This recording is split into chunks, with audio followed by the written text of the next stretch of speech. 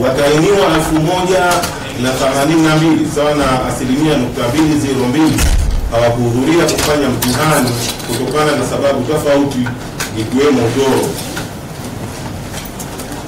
73.94 ya watahiniwa watoro ni wanaume na 26.06 wanawake ambao hawakufanya mtihani wa mwaka 2025.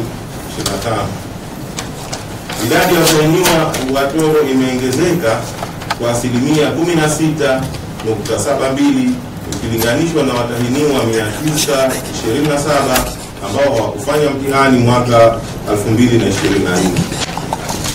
Wilaya ya Magharibi A inaongoza kwa kuwa na watahiniwa watoro zaidi. Iligundulika wakati wa usahishaji wa mitihani, mwanafunzi mmoja ameandika matusi ya kupindukia katika kitabu cha majibu. Hatua kali za kinidhamu zitachukuliwa dhidi ya mtahiniwa huyo.